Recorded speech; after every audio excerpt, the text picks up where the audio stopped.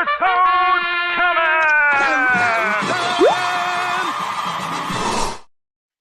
Listen, this week, special anniversary. No, it wasn't my anniversary. No, not me and my wife. No, special anniversary, though. This past week was 5 years since Brady left and signed with Tampa Bay. 5 years. Hard to believe it's been 5 years, right? With all that COVID and all that craziness that was going on back then. It's been 5 years since Brady left. So, because it's been 5 years, it's the 5th-year anniversary, let's talk a little bit about what happened, and let's talk about where this franchise has gone in the past 5 years since Brady left. Okay, offensively, this team is 28th in the NFL since Tom left. Okay, their record is 33-51 since Tom left. They've gone through, this is their 3rd head coach since he's left. This is their 5th offensive coordinator since he left. They've had 7 starting quarterbacks due to injury, due to benching, due to whatever you wanted to call it, but 7 combinations of starting quarterbacks. They have 0, I repeat, 0 playoff wins. And do you know how many home wins they've had in the past since Brady left? 14. Let that sink in for a minute. 14 home wins. They were unbeatable at home with Brady.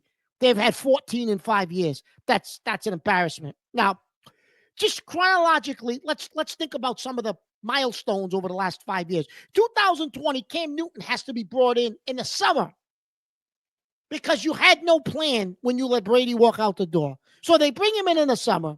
He starts 15 out of 16 games, and that was that crazy year. There was no, like, the COVID year, no fans, this, that. It was a crazy year. I get it. But he throws 8 touchdown passes that entire season. 8. Are you kidding me? You were that desperate? You had a guy that couldn't throw the ball anymore, actually playing quarterback every week because you had nobody else, and you had no plan to replace that man, but you let him walk out the door. So now, 2021, you draft the quarterback. You draft Mac Jones, who they propped up and with pillows and made him, comfortable and made him look halfway decent the first 8 or 9 games of the season, 10 games. And then the rest of the league realized this kid's got no arm. He can't throw that out to the sideline. Let's step up a little bit. Let's get tighter on receivers. Let's play a little more man on man because there's certain throws that this kid can't make. It took about 9 or 10 games for the league to figure it out. And once they did, we got beat 47-17 in the wild card game when they figured out this kid actually stinks. 2022, Belichick has the great, what an idea this was. Let's make Matt Patricia the offensive coordinator, let him call offensive plays.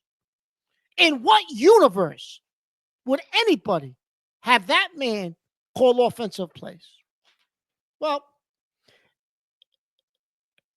and Mac Jones ends up getting, he gets benched multiple times, right? 23, Bill O'Brien shows up. They try Mac Jones again. Then Bill O'Brien's gone, fired. At the end of that, Belichick fired. Let's not forget what was going on the defensive side of the ball. And was it I'm Belichick not even getting to that. Jr. or was it Mayo? Would you stop interrupting me? I'm talking about offense and Brady. Now, you love to throw your 2 cents in with defense. We're not worried about defense. What's the team in general? Okay, I'll get to that, Mister. I want Gonzalez over Smith-Njigba. Okay, now, listen, now. Then last year's the whole Gerard Mayo fiasco, which I'm not even going to recap. Now, besides that, the drafts are horrendous. And the drafting started before Brady left. Okay, do we got to rehash N'Keal Harry? No. Do we got to rehash Cole Strange? No. Do we got to rehash Isaiah Wynn and Sonny Michel? No. Do we got to rehash all the 2nd, 3rd round picks that don't even stay on the roster, where other teams are getting starters every year from those draft numbers, those draft rounds. We have nothing to show for, not just over the last 7 years, the last 8 years. Chris mentions defense, which I was getting to, but I was rudely interrupted. So defensively, they stunk. The team got old. Yeah, it was smoke and mirrors, and who defensive coordinators they had? The son, they had Belichick's son, Gerard Mayo, who was calling plays, who was talking to the players in the locker room. Listen, I said right along when they hired Mayo that Belichick, no matter what you wanted to say about him, at his core was a defensive coach, and he covered for the horrible center of the field defense and a lack of talent on that defense. He covered for it. Last year showed you how much he covered for it. Vrabel takes over, looks at tape. He's wiped out that whole defensive room. He's wiped out the whole defensive room. Wiped it out. Pretty much. He's replacing everybody because, this guy's holding up signs like I don't know what he is over here. He's holding up signs in the back. All right. Listen, I just did Chris a solid because I didn't even get into the N'Keal Harry pick. I'm not even going to get into that pick. Another guy, I'm okay with that pick. Another pick, Chris, but anyway, this is where this team has gone in the last 5 years. And this is the anniversary of that. That letting Brady walk out that door was the greatest player in the history of football. You let walk out the door as a coach and an ownership group. You let that man walk out the door. It's unfathomable to me. I can't believe what they did by letting that man walk out the door, Chris. It still boggles my mind. And I get enraged with anger every time I think of the fact that they let him walk out that door. The greatest to ever do it. How do you do that? Am I? You're allowed to speak now. I don't want to hear any more about N'Keal Harry. Shut up about N'Keal Harry. The common denominator in all this throughout the whole time is who? Belichick? No. Kraft. Yeah. Listen, yeah, I mean they've sucked ever since he left. No question. Did they suck because Belichick was a bad coach? No. They sucked because Belichick was a bad manager. He was a bad custodian of the front office. I mean, period. Yeah. And they sucked because Bob Kraft, I'm going to say it. He's a bad owner. He's a bad owner. But I didn't go that far. He's just good at making people think he's not. Is he a bad owner, Chris, or is he a businessman who's always treated this as a business and turned it into one of the most lucrative franchises in the history of professional sports, Chris? Okay, and always kept the bottom line and ran it like he ran one of his businesses. And so is that it, or is he a bad owner? Okay, then I'm just asking. I'm just throwing it out there. Well, I'm going to answer it. So depends on what you define a good owner to be. Okay. See, here's the problem. If you define a good owner to be a transparent owner, okay, who will tell you that you know what, this is an investment for me and this is what I'm doing and so on and so forth. Okay. But if you're a bad owner when you tell everybody that you'll do whatever, that you're a fan first, okay? That's always been his narrative, Chris, right? And I get it. 30 years ago, or however long, he sat in those bench seats. Oh man, 50 years ago. But whatever years ago, you kept them in New England. You saved the team from moving and all that stuff. And great, okay, and you're clinging to that for all that time, I guess. But you've consistently told people, fans, I'll do whatever it takes to put a winner on this field. And it's bullshit. It's baloney. It's that's not true. So to me, you're a bad owner. So if you define an owner, a good owner, as somebody who makes a lot of money, then he's a fantastic owner. But if you define a good owner as somebody who puts a good product on the field, 6 rings. yeah, I get it. But how responsible is he really for those 6 rings? I mean, really? Yeah. It's not like he sat there and said, okay, we're going to sign all these free agents. We're going to put the top talent on this team every single year. What about Randy Moss? Well, Randy Moss was washed up. Nobody wanted him. So Tom Brady rebuilt Randy Moss. And so my point is, it's not like you went out and just spent money and got the best of everything you possibly could for this team. No, you had 2 guys that could take mediocre and make it unbelievable.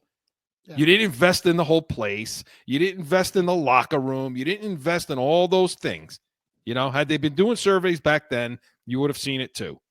And then when they questioned him about it, Chris, I wasn't aware of that. Unaware. I was unaware. Who was the guy? I want to know if you compare them in the situation to the 49ers when Joe Montana obviously got injured and was reluctantly let go, right? It was at that time for them, they had the guy saying, well, we got Jr. Steve Young and we still got Rice. It was Eddie DiBartolo Jr. was running things back then, Chris, right? For the ownership group. Yeah. Eddie DiBartolo had all the power back then for San Francisco, correct? Yeah. Yes. Yeah. But the point is saying like, oh, we got these guys. We can let them walk away. Common Policy was was work. Him and Common Policy were running things back then. Am I dating myself? No, yeah, you're right. You're right, Joe and Mark. And so, the point is though, the people that were put in place, see, like you're a bad. If you suck this bad since Belichick left, then you can't take credit for being. You know what I mean? Like it should never have skipped the beat. Then, if you're that good of an owner, it shouldn't have skipped the beat. This is 5 years now of just not just you're not a good football team. It's garbage. It's not just like we're not that great. It's garbage. It's a garbage product. It's garbage coaching. It's garbage management. It's garbage players. It's garbage locker rooms, planes, childcare, training facility. Everything is garbage with this team. And you know what, Chris?